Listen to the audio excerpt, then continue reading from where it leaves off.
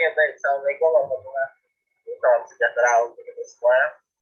Pada pertemuan kelima di manajemen etika bisnis, kami dari kelompok 3 akan membahas mengenai manajemen konflik, di mana makalah tersebut disusun oleh saya sendiri, Prasetyo Yuwono. Selanjutnya itu ada saya Pratiwi Tertasari. Saksikan dengan saya Ramai Bolon. Baik, sebelum kita melanjutkan, kita melakukan salam TLM, TL Trisakti 97531. Belajar, sukses. Apa itu konflik? Kan berbeda sudah biasa, namun menyatukan perbedaan barulah suatu yang luar biasa. Awal pertama kali terjadinya konflik di dunia yaitu ketika dalam sejarah manusia dimulai oleh Habil dan Qabil, di mana konflik terjadi tatkala individu atau kelompok lebih dipengaruhi oleh perbedaan daripada persamaan. Konflik secara harafiah artinya saling bertabrakan, ketidaksesuaian, perseteruan, perkelahian, interaksi yang antagonis ataupun bertentangan. Sedangkan konflik dapat timbul di mana, kapan, dan pada siapa saja. Selanjutnya yaitu ada manajemen konflik. Manajemen konflik merupakan serangkaian aksi dan reaksi antara pelaku maupun pihak luar dalam suatu konflik. Manajemen konflik termasuk pada suatu pendekatan yang berorientasi pada proses yang mengarahkan pada bentuk komunikasi termasuk tingkah laku dari pelaku maupun pihak luar dan bagaimana mereka mempengaruhi kepentingan dan interpretasi. Manajemen konflik adalah cara yang digunakan individu untuk menghadapi pertentangan atau perselisihan antara dirinya dengan orang lain yang terjadi di dalam kehidupan. Tujuan manajemen konflik yang pertama yaitu ada mencegah gangguan kepada anggota organisasi untuk memfokuskan diri pada visi, misi, dan tujuan organisasi. Yang kedua yaitu ada memahami orang lain dan menghormati keberagaman. Yang ketiga yaitu ada meningkatkan kreativitas. Yang keempat yaitu ada meningkatkan keputusan melalui pertimbangan berdasarkan pemikiran berbagai informasi dan sudut pandang.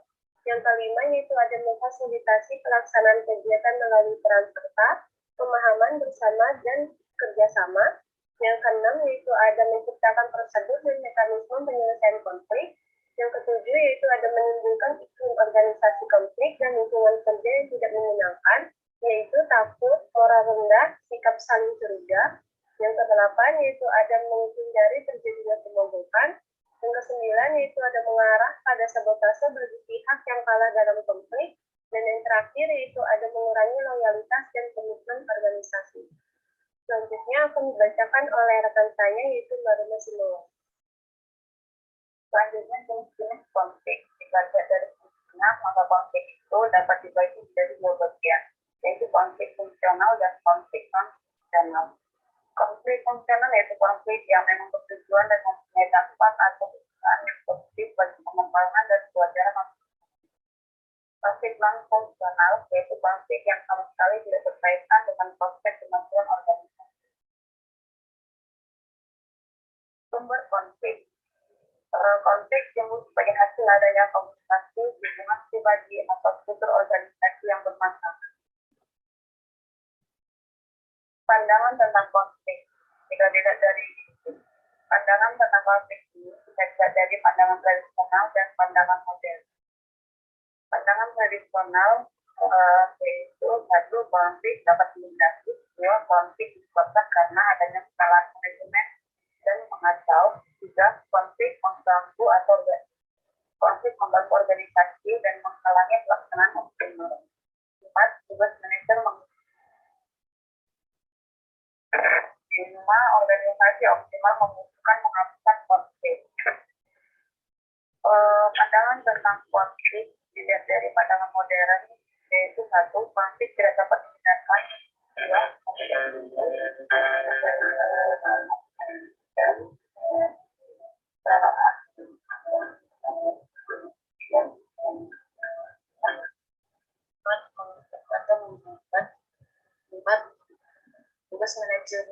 tugas manajer mengelola tingkat konflik dan penyelesaiannya. 5. Kegiatan organisasi optimal. 10. Tingkat konflik moderat.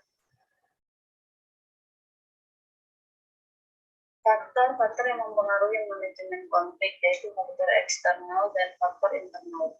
Faktor eksternal ini meliputi pendidikan dalam keluarga, lingkungan rumah dan sekolah, dan solidaritas kelompok. Faktor internal meliputi ketidakmampuan adaptasi yang menimbulkan tekanan sehingga mudah frustasi, konflik batin, dan peka pada perasaan orang lain dan emosi yang lain. Tiga metode dalam menyelesaikan konflik, yaitu metode dominasi, metode kompromi, dan metode penyelesaian integratif. Metode dominasi yaitu metode mengatasi meredakan konflik dengan cara memaksa supaya semua pihak menghentikan konflik. Ada metode kompromi, yaitu metode yang mengelola konflik yang terjadi pada suatu organisasi. Ada metode penyelesaian integratif, yaitu metode kompromi, yaitu metode untuk mengelola konflik yang terjadi pada suatu organisasi.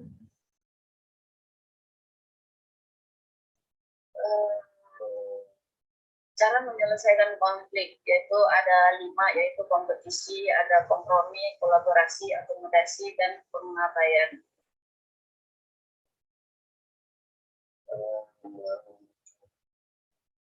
Cara menyelesaikan konflik dengan kompetisi yaitu dengan menggunakan pendekatan menang atau kalah, di mana kita harus berusaha menyelesaikan konflik dengan mengalahkan pihak lawan. Ada lagi cara menyelesaikan konflik dengan kompromi, yaitu perlu dilakukannya pendekatan kepada pihak-pihak yang berkonflik untuk mau mengalah. Dalam kompromi, semua pihak yang sedang dalam konflik bersedia untuk mengalah atau tidak mendapatkan apa yang sebenarnya mereka inginkan demi menjaga hubungan dan kepentingan bersama. Ada penyelesaian konflik dengan cara kolaborasi. Kolaborasi yaitu dengan mengintegrasikan ide-ide yang ditetapkan oleh banyak orang. Tujuannya itu untuk menemukan solusi kreatif yang dapat diterima semua orang. Penyelesaian konflik dengan cara akomodasi. Dengan cara akomodasi yaitu mengharuskan salah satu pihak mengalah untuk bisa menyelesaikan suatu konflik. Strategi ini tepat digunakan pada saat kita mengetahui dengan pasti kalau pihak lawan memiliki solusi yang tepat atas permasalahan yang dihadapi. Menyelesaikan konflik dengan cara pengabaian. Biasanya ini dilakukan untuk menghindari pengambilan keputusan. Strategi ini berusaha untuk menunda konflik tanpa batas. Dengan menunda atau mengabaikan konflik, berharap masalah ini bisa terselesaikan sendiri seiring berjalannya waktu.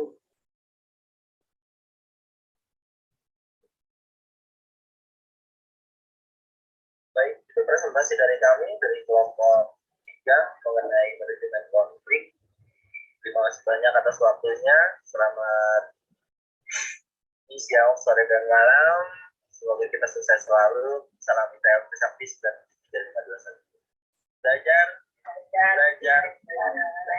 sukses. Assalamualaikum warahmatullahi wabarakatuh. Terima kasih.